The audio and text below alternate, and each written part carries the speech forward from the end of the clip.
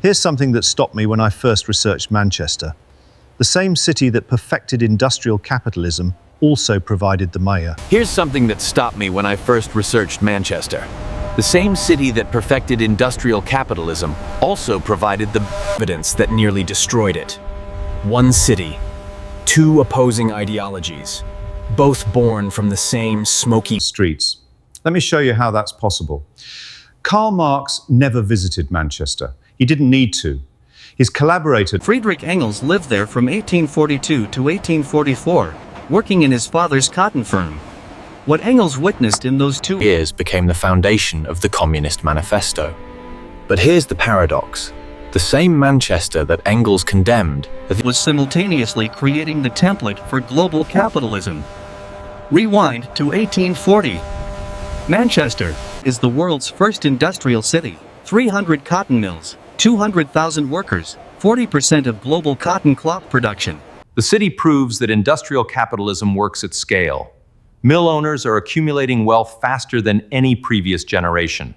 Banks are financing expansion. Railways are connecting Manchester to global markets. This is capitalism's proof of concept. But walk into workers' districts and you see something different.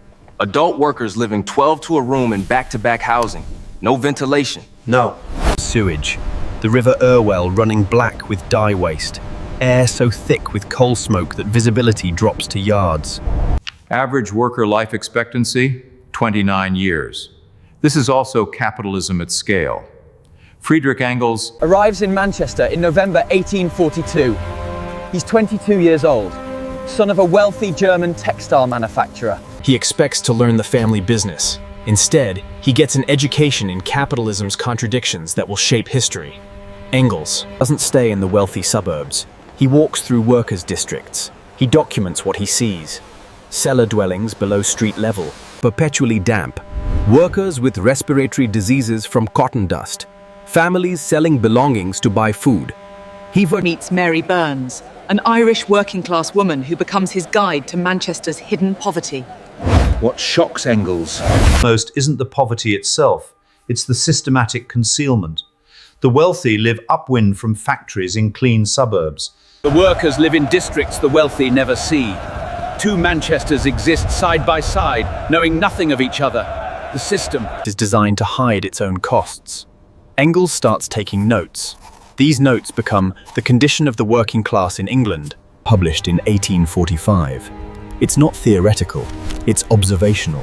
Street by street, district by district. Engels maps Manchester's inequality. He describes specific courts, specific workers, specific death rates. The book is devastating because it's factual. Historical records document industrial conditions. In one district, records show low life expectancy. It was documented historically, not from war or plague, from industrial conditions. Factory workers' lungs fill with cotton dust. Dye workers' skin absorbs toxic chemicals. Machinery accidents are routine. No. Safety regulations exist, but Engels sees something else too. He sees workers organizing, trade unions forming despite being illegal, the Chartist movement demanding political rights, strikes shutting down mills, workers developing class consciousness. They're not passive victims. They're becoming a political force. Engels writes to Marx, describing what he's seeing. Marx is in Paris, developing economic theory. Engels sends him concrete evidence from capitalism's epicenter. The letters flow between Paris and Manchester. Theory meets reality. In 1848, they publish The Communist. Political readings of that era. Manchester's conditions are documented in historical records. Famous texts could describe Manchester. A specter is haunting Europe, the specter of communism. But communism didn't haunt Europe from nowhere. It emerged from observing capitalism's operation in Manchester. The manifesto's critique of worker exploitation, class struggle, and capitalism's internal contradictions, all drawn from Engels' Manchester observations. Yet here's the irony. While Engels is documenting capitalism's failures, Manchester is also demonstrating capitalism's success. The city's economic output is staggering. Cotton textiles account for half of Britain's export value. Manchester merchants are financing railways, banks, and global trade networks. The city's model is being replicated worldwide. Manchester proves that capitalism can generate unprecedented wealth. It also proves that capitalism can coexist with human misery. Both are true simultaneously. This is the paradox Engels captures. Capitalism works exactly as its proponents claim, while the Also working exactly as Marx and Engels critique. The mill owners aren't villains in a simple sense. They're operating rationally within capitalism's logic. Competition forces them to minimize labor costs. If one owner improves condition and raises wages, competitors undercut prices and drive them out of business. The system's logic produces the outcome regardless of individual intentions. But workers aren't powerless either. The Lancashire cotton famine proves this. When the American Civil War cuts off cotton supplies in 1862, Manchester mills close.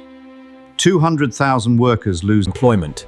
Yet Manchester workers support the Union and slavery's abolition despite their own suffering.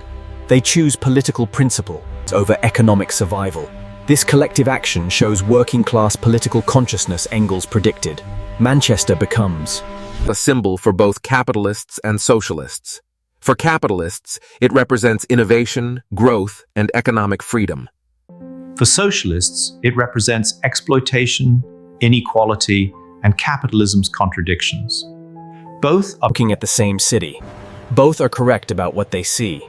The city's influence spreads through both ideologies.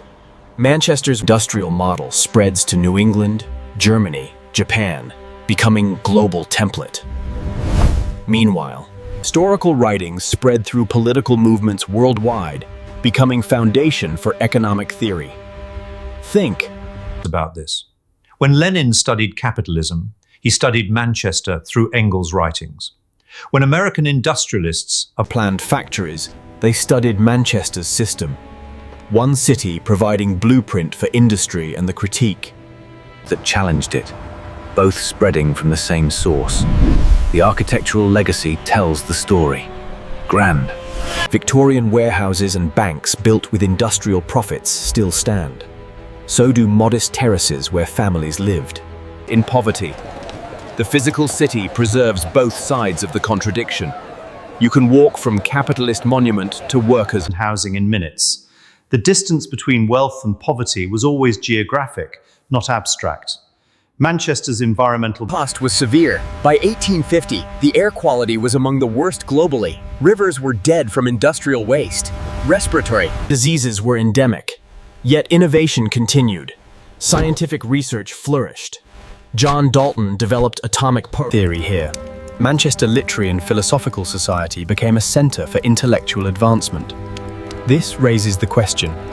Engels asked, was this necessary? Could capitalism have industrialized differently? Or does capitalism's logic inevitably produce Manchester's pattern? Wealth accumulation alongside worker exploitation, innovation alongside environmental destruction, economic growth alongside human cost? Manchester suggests capitalism's contradictions aren't bugs but features. The system that generates wealth also generates inequality. The competition that drives innovation also drives exploitation. The same mechanisms produce both outcomes. You can't have capitalism's successes without its failures because they're interconnected. But Manchester also shows that outcomes aren't predetermined. Workers organized, political movements formed, reform happened, not because capitalism self-corrected, but because workers fought for change. The 10-hour workday, factory safety laws, public health measures, all won through struggle. Not granted by benevolent owners. Here's what Manchester teaches about capitalism and socialism. They're not just abstract theories. They're descriptions of real systems that produced real outcomes. Industrial capitalism generated wealth for some and the poverty Mary Burns endured. Socialism emerged not from theoretical speculation, but from observing capitalism's actual operation. Engels left Manchester in 1844, but never stopped thinking about it. He returned periodically. He maintained correspondence with historical records. The city remained the reference point for understanding industry.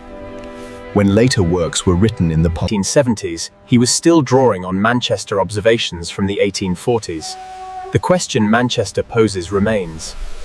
Can you have capitalism's wealth generation without its inequality? Can you have innovation without exploitation? Can economic growth coexist with human dignity? Manchester showed both are possible.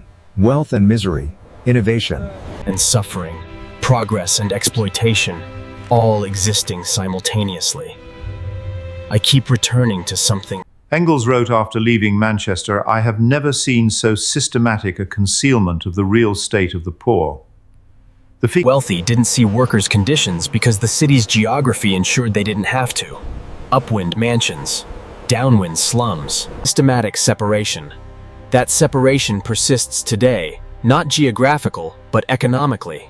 Modern capitalism still generates wealth and inequality simultaneously, still prioritizes growth over human cost, still resists regulation until forced by collective action.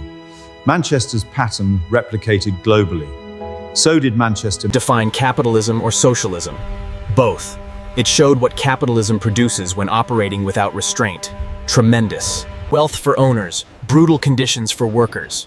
It also showed what opposition capitalism generates. Organized labor. Political movements, revolutionary theory. The city stands as evidence for both sides. Capitalists can point to Manchester's economic achievement. Socialists can point to Manchester's human cost. Neither is wrong about the facts. They're interpreting the same reality through different frameworks. And that's perhaps Manchester's deepest lesson. The same evidence supports opposing conclusions depending on what you value. Economic output or human welfare, growth or equality, efficiency or dignity. Manchester doesn't resolve that tension. It reveals it. The city asked a question in the 1840s that we're still debating. What price should we accept for economic progress? And who gets to decide?